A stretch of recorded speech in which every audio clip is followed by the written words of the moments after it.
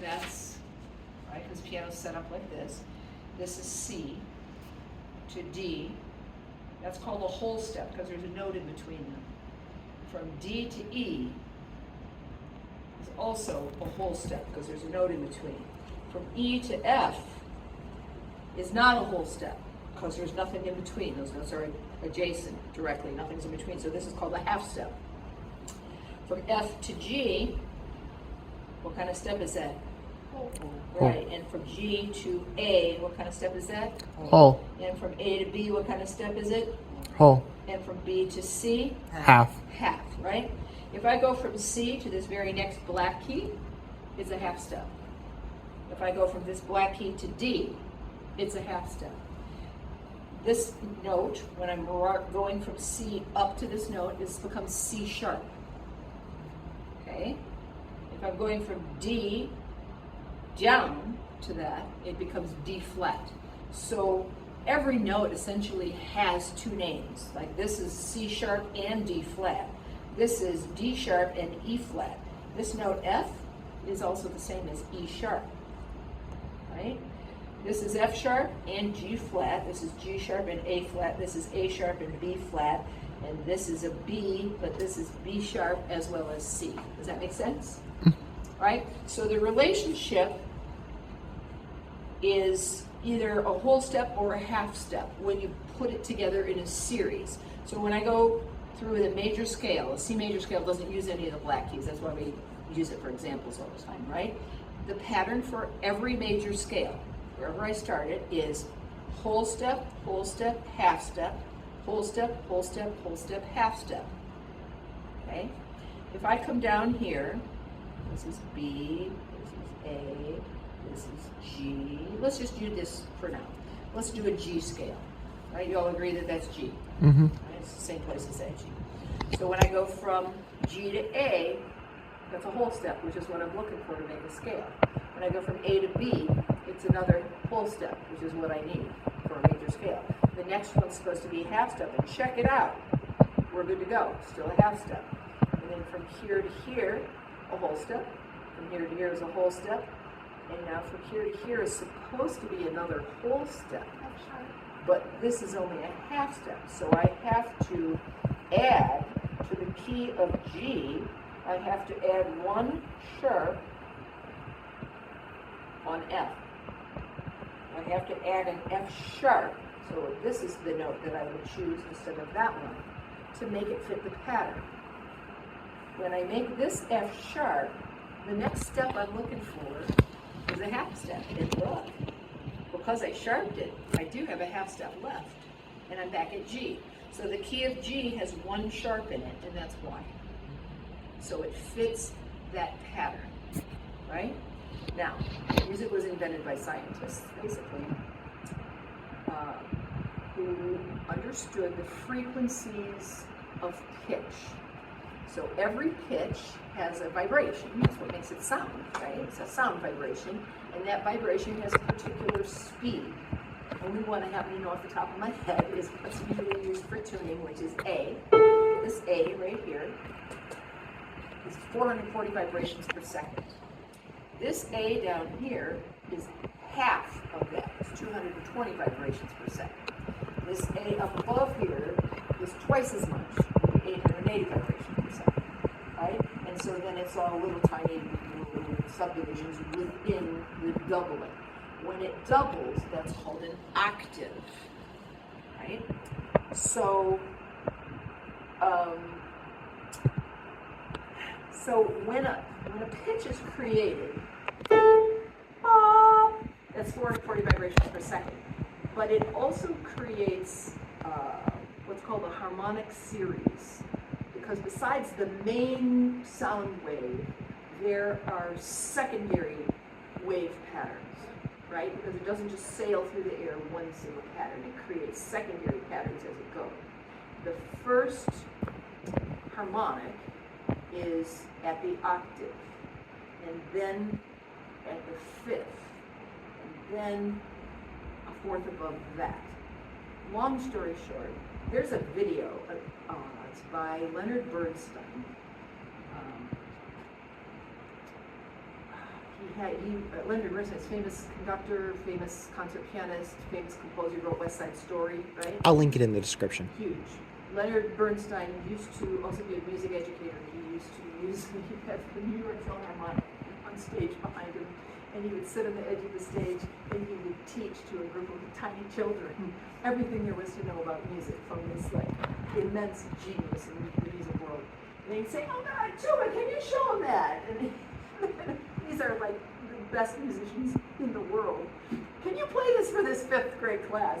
Anyway, long story short, there's a thing he has, and I think they refer to it online as the best 10 minutes of music. All you ever needed to know in 10 minutes for music by Leonard Bernstein. Anyway, he explains this musical relationship between these sound waves in a way that children could understand. You guys could definitely understand it. I can look it up real quick. But he talks about the harmonic series. So what we know is because of that harmonic series, there's a very strong relationship between the root pitch, which would be like the beginning of the scale, and the 5th note of the scale. So this is 1, and it's called the tonic. You probably need to know this for some of the questions, if they're general music questions. And then the next most important thing is appropriately called the dominant. And in any scale, the dominant is the 5th tone of the scale. 1, 2, 3, 4, 5. It is related by the interval of a 5th. So it's strongly connected because it's like one of the first things in the overtone series. Obviously the octave too, right? From C up to high C, because it's just a doubled frequency. That's the first part of the harmonic series, so that's the first important connection. The next is the 5th, and then also, if I go down 5 from here, it puts me on the 4th note of the scale, and this is appropriately called the subdominant. Right? And that is the 4. 1, 2, 3, 4. But it has that strong relationship because it's still connected by 5ths.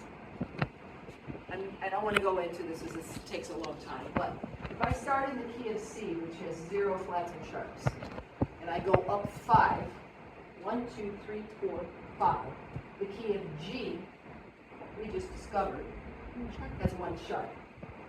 And then if I go up from 5 from G, I have 1, 2, 3, 4, 5. That would put me on D. And guess how many sharps the key of D has? 2.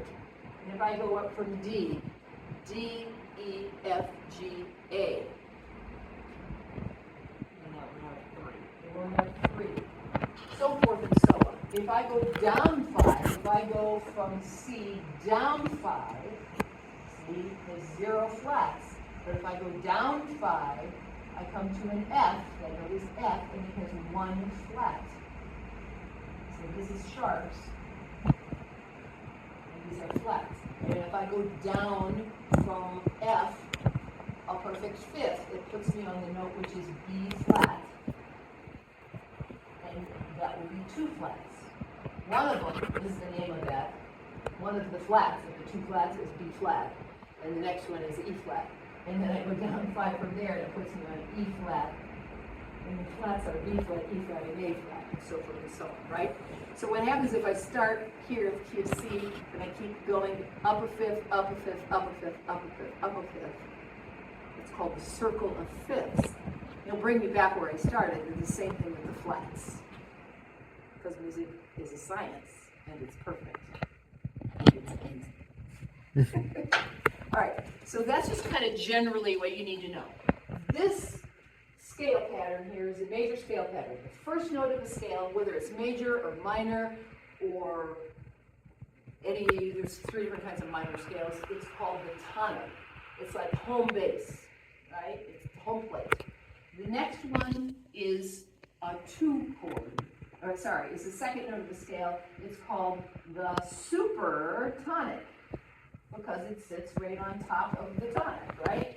The next one is a 3 chord, because it's the 3rd note of the scale, and this is called, don't be confused here, it's called the submediant,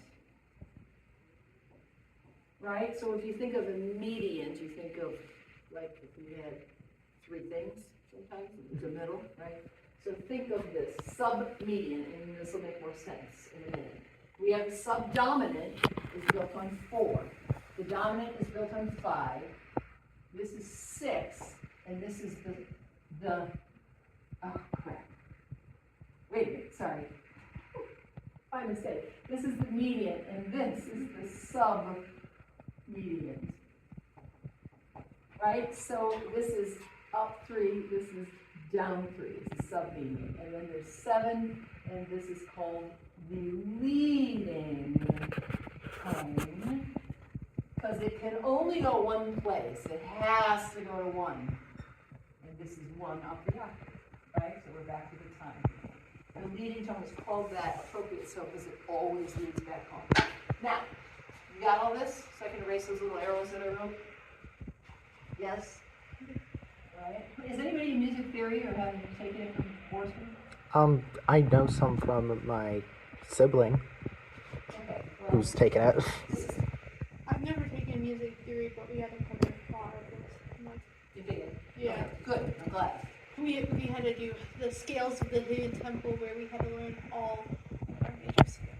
Oh, that's excellent. I love it. Okay. So now let me show you how harmony is built. So that's that's like the basic structure that all of music is built on. Remember I told you about chords, or triads, or 3 notes. I can have 4-note chords, I have 5-note chords that don't necessarily sound good. 4-note chords are cool, but most chords are triads, 3-note chords. You can remember that, right? T-R-I-A-D. So it's built by adding thirds. So a third up from this note is this, and a third up from there is that. That looks like a snowman. A snowman like this means it's in root position. Roots, right, are at the bottom of the tree. The name of the chord is in the bottom if it looks like a snowman. If it doesn't look like a snowman, if it looks like this, if I take those same notes and instead I put that C up here, and I put this G here, it doesn't look like a snowman anymore because there's a gap, right? So it's called an inversion. I took these same 3 ingredients, a C, an E, and a G, which make up that triad, and I just put them in a different order, but I still have the same ingredients, a C, an E, and a G, right? And I tell my class, if I take eggs and flour and sugar and I mix it all together, I get a cake. If I put in the eggs first and then add the flour and sugar, it's a cake. If I put in the flour and then I add the sugar and then the eggs, it's still a cake, right? So it doesn't matter, it's still a C chord, and if I'm in this key, it's a tonic chord, no matter what order it is. Only when it looks like a snowman, where it's stacked line, line, line, or in this case, space, space, space. That one really looks like a snowman, those are no lines, right? When it's stacked like that, they're in root position. Root position. If I'm not in root position, I'll have a gap. And just really quickly, the note at the top of the gap is generally the name of the chord. So this is a C chord. You can tell in root position because the root's in the bottom, that's a C.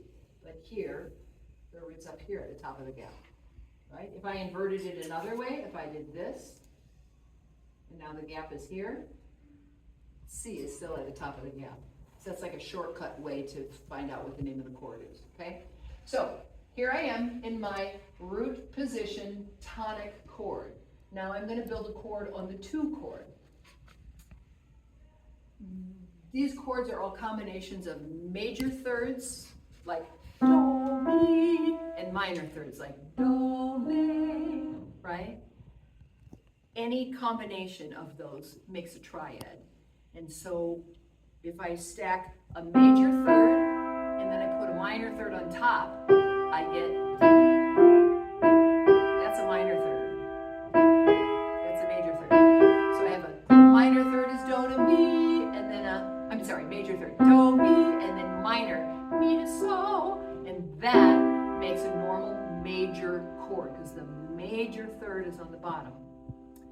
If I change it and I put the minor third on the bottom, I get do to mi, and now it's bigger at top, and the major's up here, do, mi, so, right? Now it's a minor chord because the minor third is in the bottom. if I do a minor third and a minor third, do, mi, and now this is going to be a flatted so. It's called a say. Love those chords. That's called a diminished chord. It's a minor third and a minor third. And diminished means to make smaller, right? It's the smallest kind of triad you can have because it's both minor thirds. And I can do the opposite. I can do a major third and a major third on top of that. It sounds kind of creepy, I think, kind of angst. I don't know. It sounds spooky or something. I don't know. That is a major third and a major third. It's the biggest kind of triad you can have, and that is called an augmented chord. And what does augment mean? To make bigger, right? So it's the biggest chord you have is major third and a major third creates an augmented chord. A minor third and a minor third makes a diminished, made smaller chord. Major third on the bottom, minor third on top is a major chord. Minor third on the bottom, major chord, major third on top is a minor chord. Got that? So there's three different, it's called the integrity of the chord. Major, minor, diminished, augmented. Okay? I can do that on any of these. So let me just do this right here. I'm going to draw all these little snowmen for you, all the way up and down.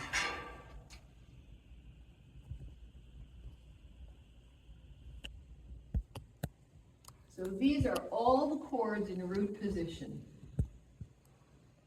Right? Those are all the chords in root position. It sounds like this. Here's my tonic chord. Here's my chord, my supertonic. Here's my mediant. Here's my subdominant. Here's my dominant. Here's my submediant. Here's my leading tone chord. And here's my tonic chord again. Right?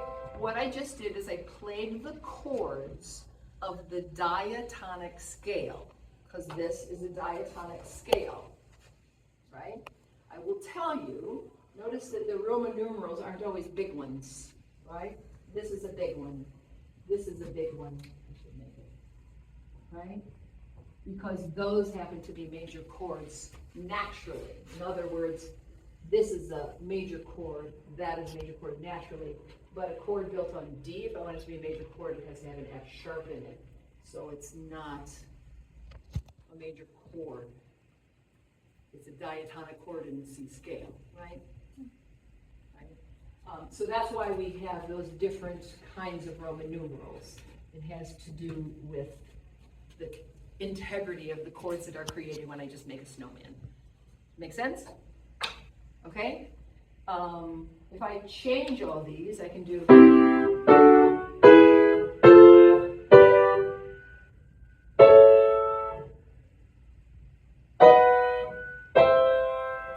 different sound because what I did is I made all of them major chords, and they're not the diatonic chords anymore, right? So they all had the same integrity. They were all major, and it doesn't sound right, right? We like to hear that. So most songs are built on 1 chords, and 4 chords, and 5 chords. And for last e-learning, we just did a lesson about this. Pop music, especially, likes to do 6 chords. 6 is a minor. They include that 6 chord in there. If you pull like any pop song, you'll find it's 1, 4, 5, and it's got the minor 6 chord in there. You guys know the song by Leonard Cohen, that's the Hallelujah. I heard there was a secret chord that and please the Lord, hallelujah, or whatever. And then it goes like this, the fourth, the major, It goes like this, the 4th, the 5th, the major chord, the minor lift. Yeah, the cold and it's a broken hallelujah. That's what he's talking about. Incidentally, we learned about that composer last year, remember? Leonard Cohen from Canada. Oh, who knew? I didn't know that until we did academic. See, I learned from academic Decathlon too, that's why I like it. All right, so anyway, that's like the nuts and bolts of music. The other option is a chromatic scale, which uses every note on the keyboard.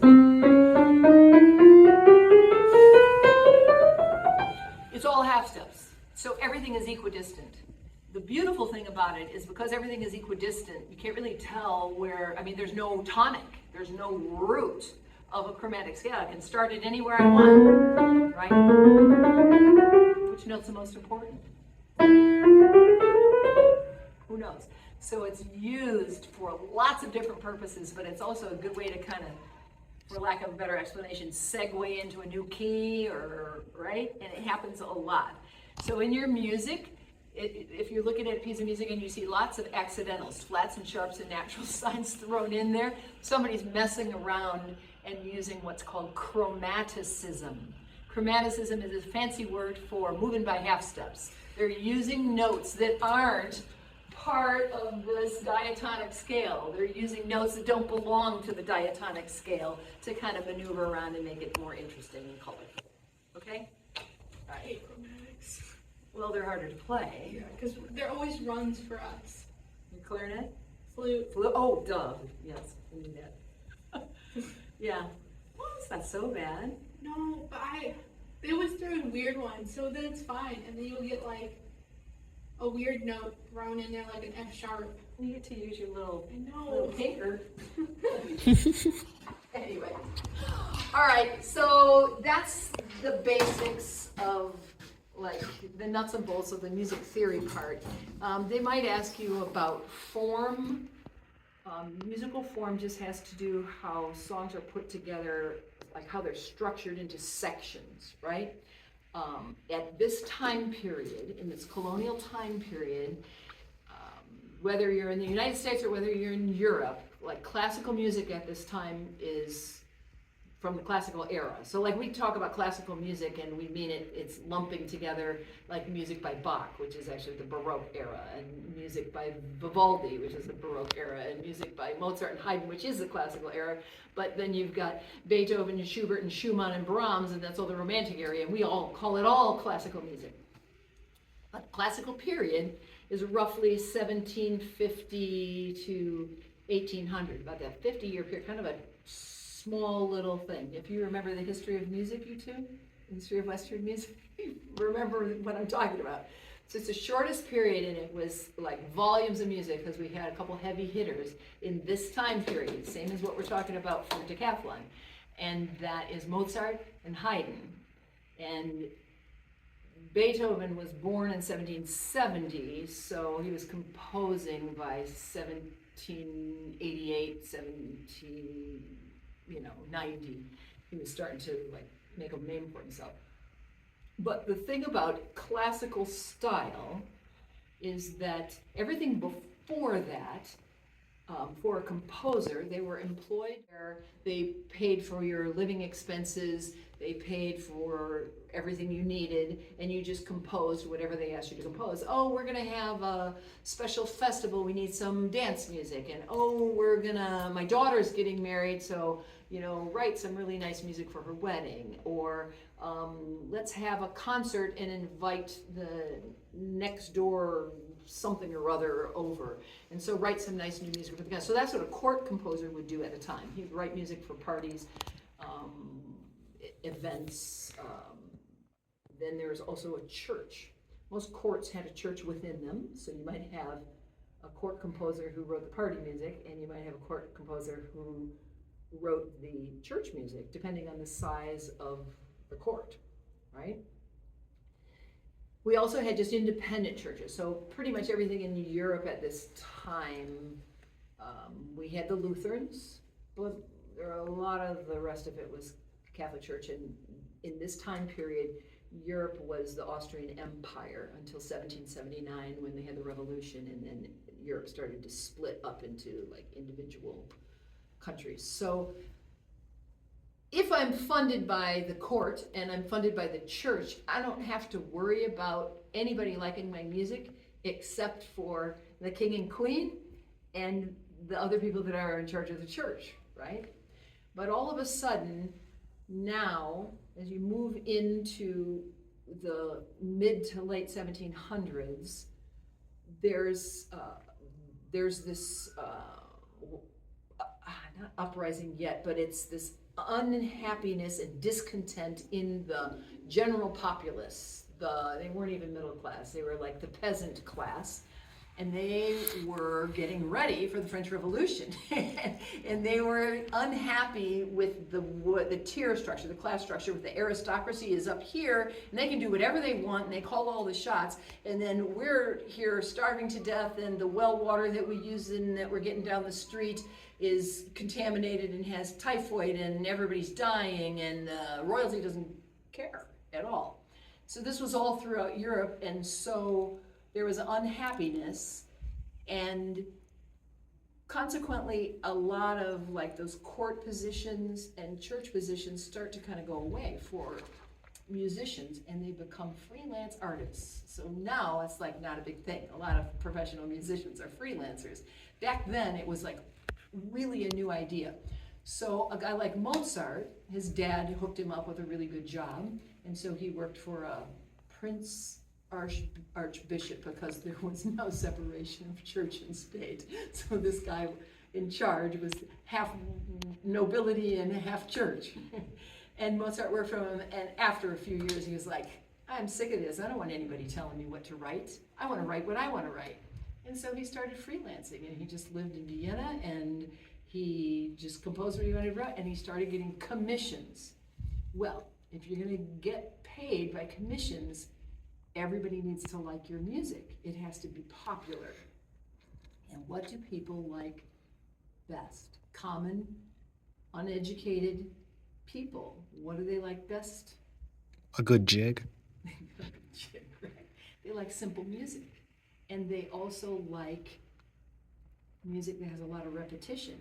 Because if I play a song and you know, you're like, oh yeah, I love this song. If I play you a song you never heard, maybe like, oh, that's kind of interesting. But about the third time you hear it, you'll be like, yeah, that's great.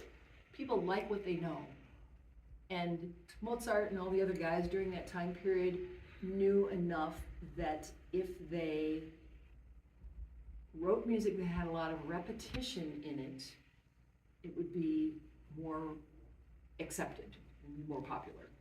And also, the period before them, it was the Baroque period, and it had all these like gobbledygooks, like runs and turns and crazy notes all over the place.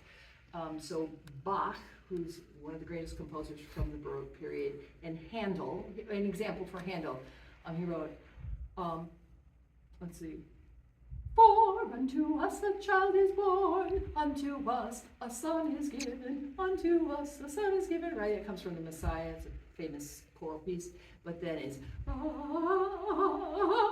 it has all these crazy runs in it. That's very typical of Baroque music. And if you think about Baroque architecture, you know, like really gaudy stuff where it's white and gold gilt and it's all curly cues all over, you know what I'm talking about architecturally, right? That's Rococo, that comes from the end of the Baroque period.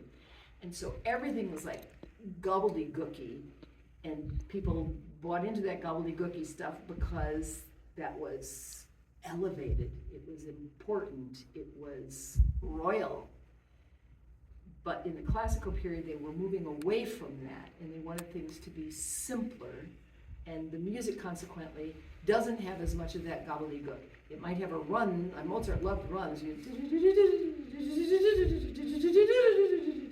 right? Those kind of straight runs, but not these kind of runs, ziggity-zaggity stuff, as much as you would find in the Baroque period. Also, the chord structure was mostly, in classical era, mostly revolving around tonic chords, subdominant chords, and dominant chords. 1, 4, 5, 1. Over and over and over again. You don't get very much else. Bach, on the other hand, way before them, was exploring all of these new, this is brand new stuff. Bach explored all these harmonies. He's the one who kind of figured out how to manipulate chord progressions. He was a genius with that. So he would like rifle through all of those chords to get where he needed. So classical era was much simpler. The music that we're talking about in like colonial America is coming straight over from Europe. So those traditions of it having repetition and balance, and like the architecture that we talked about from that neoclassical style, what did we say about it? Symmetrical. It's symmetrical. So, favorite Mozart tune. Ba, ba, ba, ba, ba, ba, ba, ba, ba, ba, ba, ba, ba, ba, ba, ba, ba, ba. It's symmetrical. right?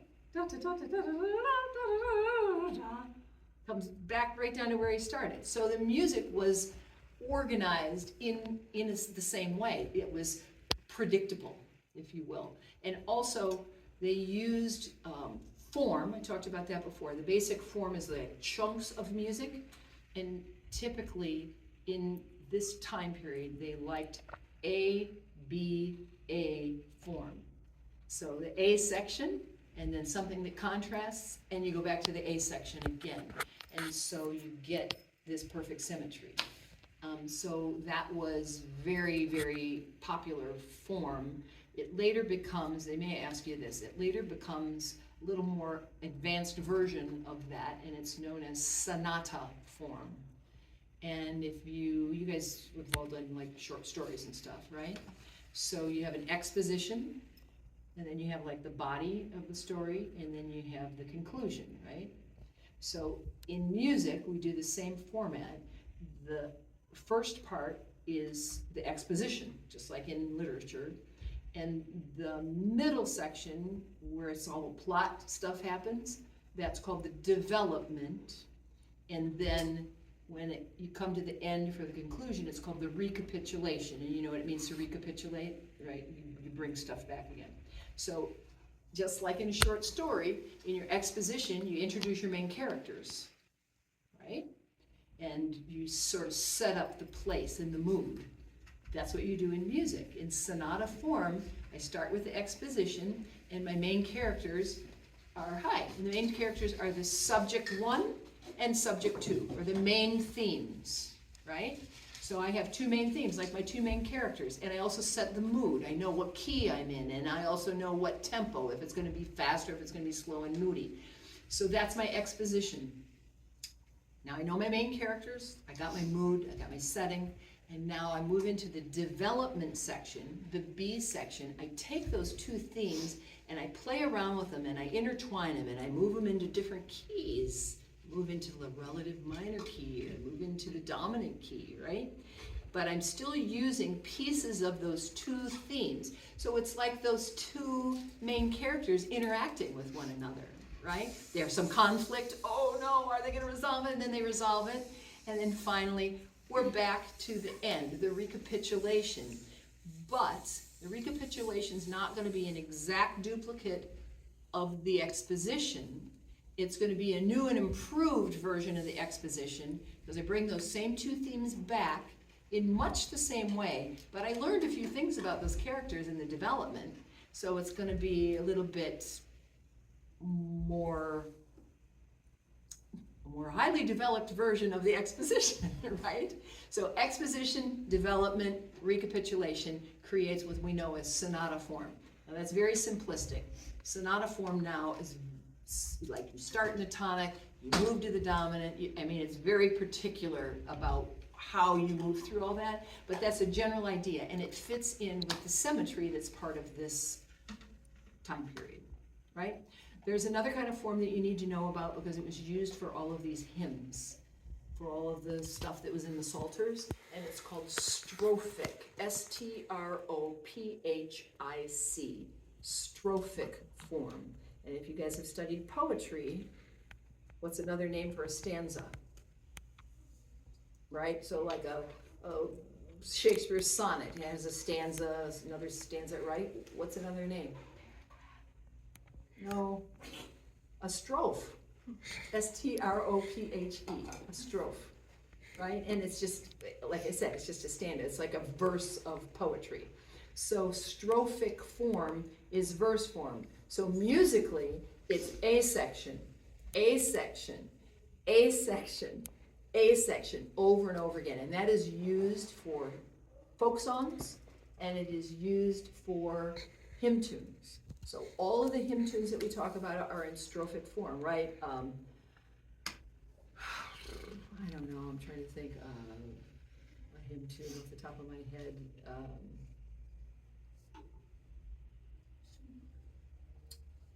No, it's a spiritual. I don't know, I have so many in my head and they're all like jumbled up and it's the end of the day and I can't think of music clearly, so I don't know. But any hymn, if you look in if you open up a hymnal, Christmas carols are hymns, right? So think of like, the first Noel the angel did say was to certain poor shepherds in fields as they lay, in fields where they lay keeping their sheep. On a cold winter's night they was so deep. Noel, Noel, Noel, Noel, born is a king of Israel. Verse 2. They looked up and saw a star shining in the east beyond. I can add verse after verse after verse. Every verse is identical. There's slight rhythmic changes just to address the changes in the number of syllables in the text. But the melody and the chords, the harmonies that fit to that melody pretty much stay the same. Sea shanties? Sea shanties, right, because sea shanties are what? They're folk music. Yeah. Right? So all folk music does the same thing, right? Those John Jacob Niles songs. It's all right. Oh, she was a lord of high degree, and he was a lass from the low country, or vice versa. And she loved his voice, she so tenderly. Oh, sorrow, sing sorrow, da, da, da, da, da, da, da. Right? And then it comes back and it does another verse. What's different about folk music that they don't do in hymns is that when the next verse comes back, the melody stays the same, the text changes, just like a hymn, but sometimes the accompaniment style underneath would change. So, like in the beginning, he was a lord of high degree, and she was a lass. But then when it comes back for the second version,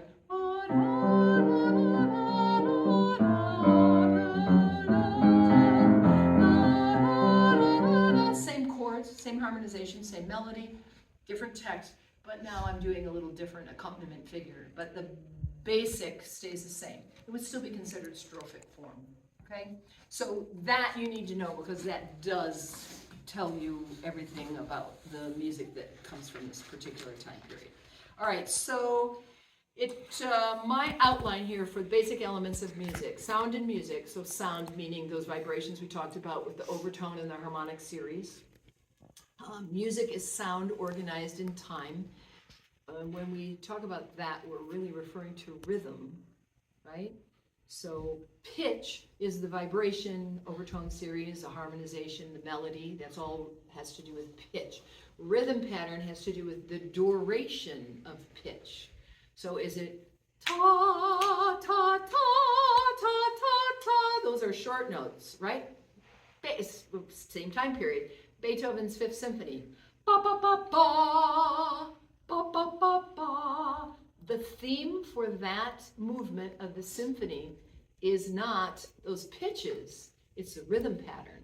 He goes short, short, short, long, short, short, short, long, short, short, short, long, short, short, short, long, short, short, short, long, short, short, short, long, short, short, short, long, short, short, short, long, short, short, short, long, short, short, short, long, short, short, short, and then he changes short, short, long, right? He uses the rhythm pattern as a theme, right?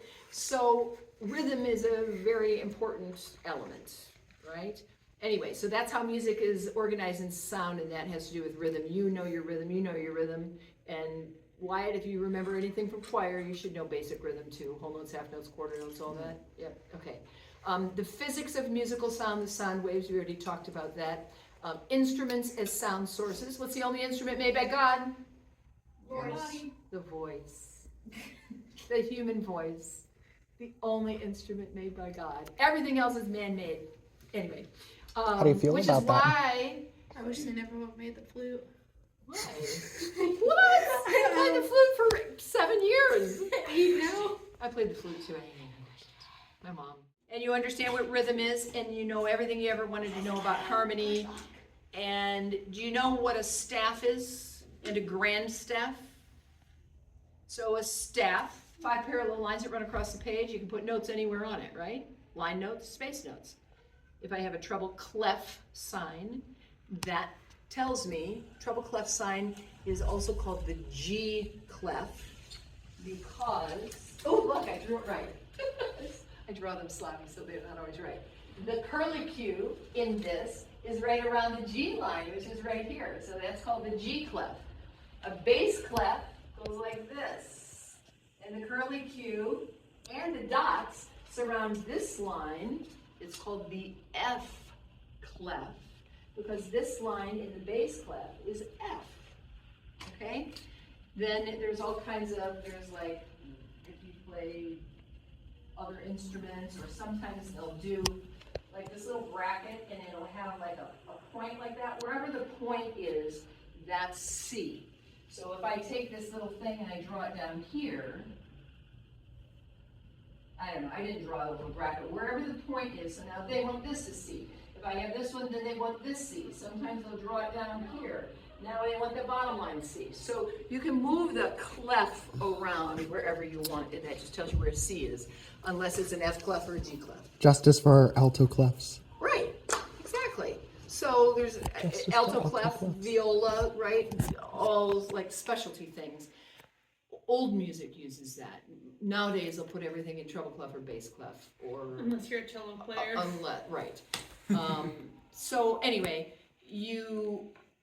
so that's what clefs are. Clefs tell you where to find the names of the lines and spaces on the staff, right? So if we have a grand staff, that's the fancy name for a treble clef and a bass clef together, like in piano music. Piano music always uses grand staff, and it has a line that connects them on the left side with a bracket,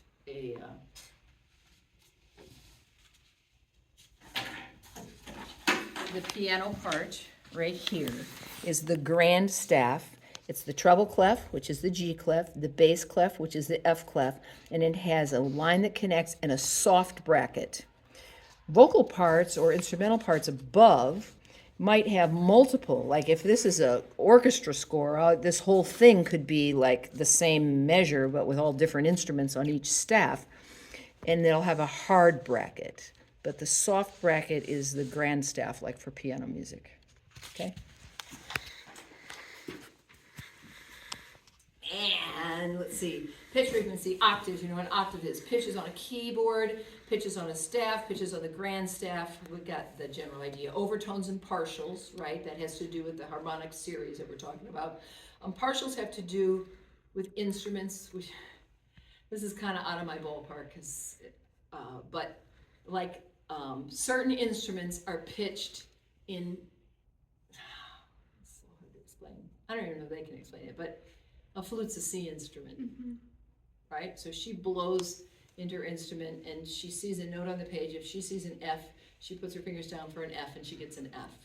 But not every instrument is like that. So, like a French horn, the one that curls, right? There's, well, they used to be in all different kinds of keys, but typically you have like a beginning horn, you'd have like a horn in F or a horn in B flat. And how do you explain that? They have what's called partials, which means when you blow into them, so and that's why they only have like a trumpet only has like 3 valves, and a French horn only has like 3 keys, because if I play it open, I can go do do do do all the way up, and I go do do all the way down, and those are the partials, because depending on the tightness of my embouchure versus, right, that determines how fast the vibrations are. And if they're fast moving vibrations, it's going to pop it up to the higher notes, but it's not going to go up step by step like our scale.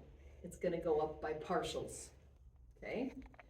French horns, trumpets, all brass instruments, and so they use partials. And then you have an instrument like a clarinet, or well, an oboe's a C instrument too. I think saxophones. Saxophones are in different keys, Yeah. but they play because of the construction of the instrument.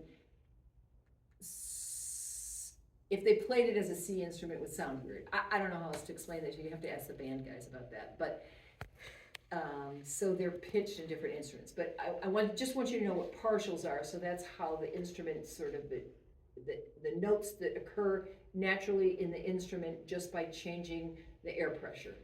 So I guess that's the best way to explain that. Okay.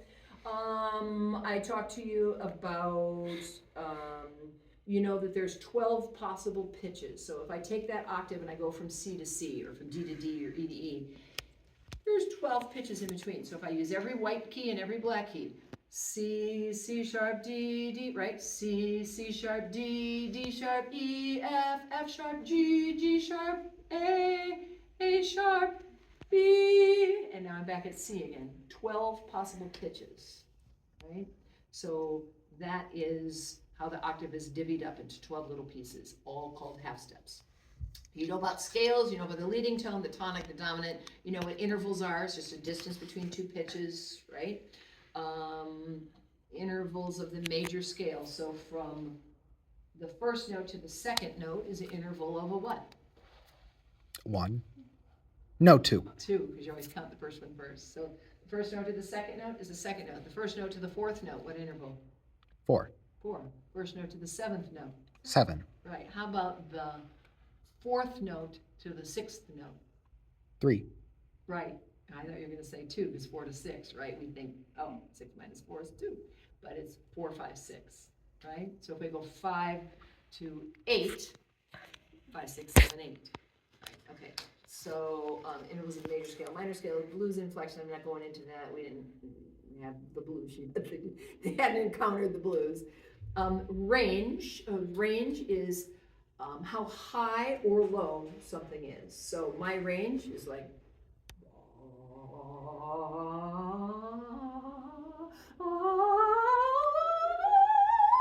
all the way up, top to bottom. That's the range. Every instrument has a range. Every human voice has a range.